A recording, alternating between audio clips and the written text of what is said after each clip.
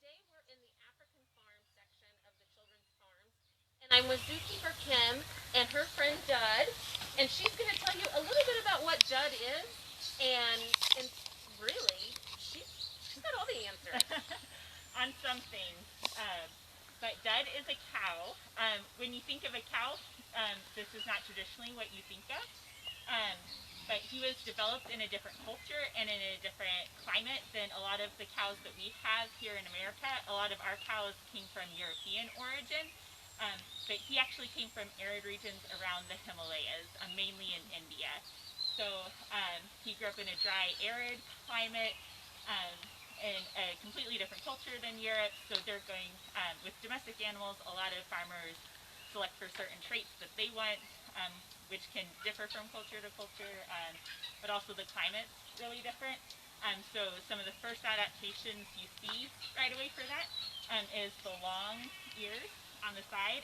It gives him a puppy dog look, so it's really cool.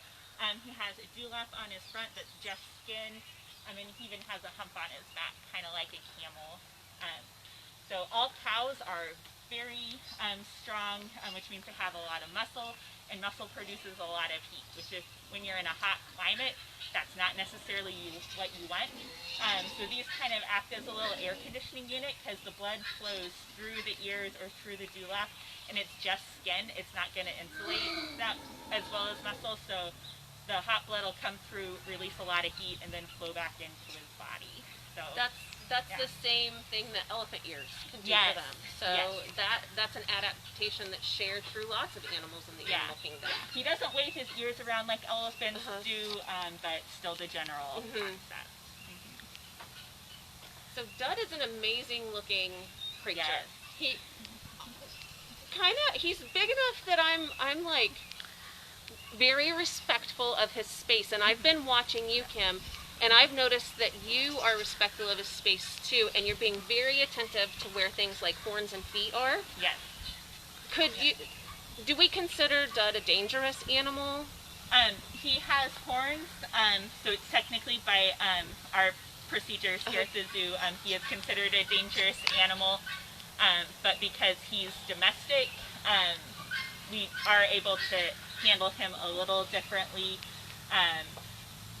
We can obviously go in with him. Right. I train him on a couple different behaviors, and I'll do that without a halter.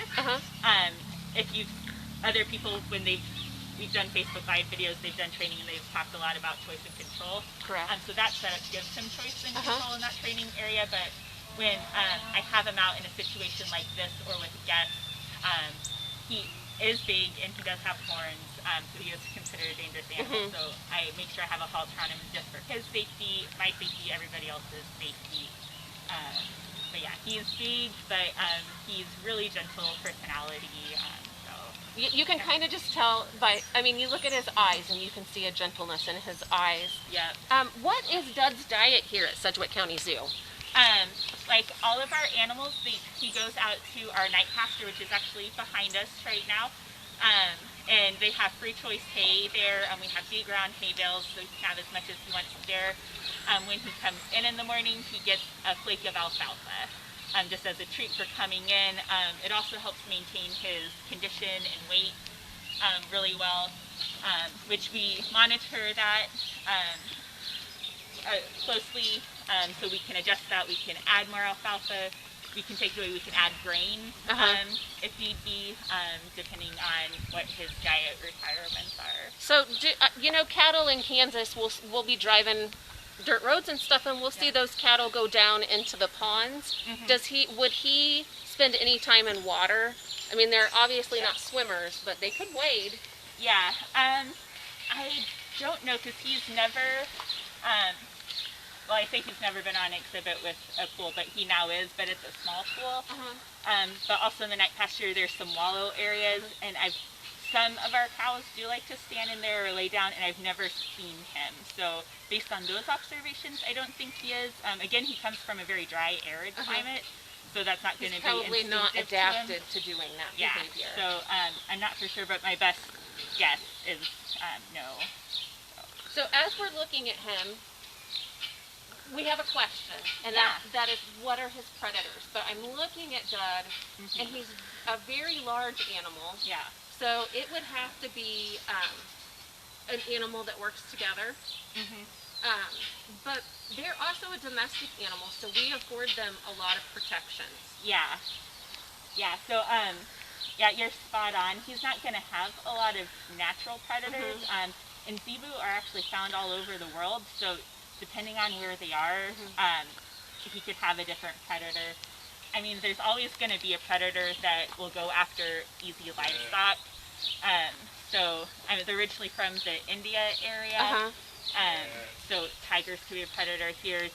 They are bred here in the United States as well. So if you're in an area that has wolves or coyotes, could be a predator to them. But they are big, and if you put up appropriate fencing and manage them as you need to based on the predators in your area, they should be fine.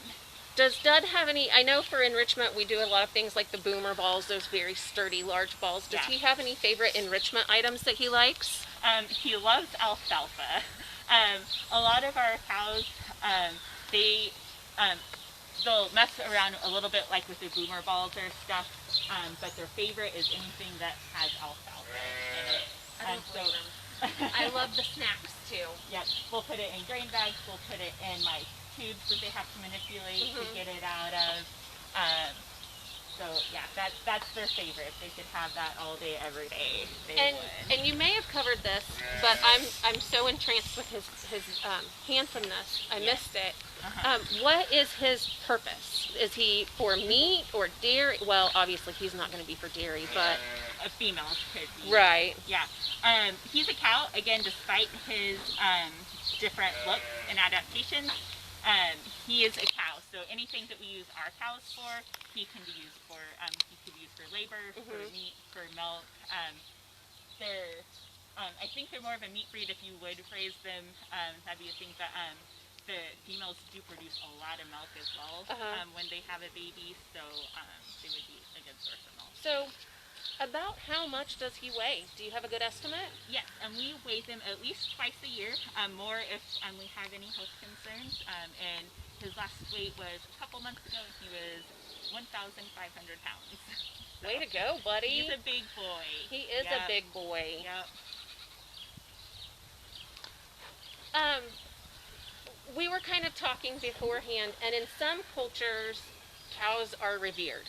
Yeah. And I have read that in some cultures, Zebu are actually used for dowries or wedding gifts to the family. Yeah. And you said that yes, and if the Zebu is living in that culture, they may be used that way. Yeah.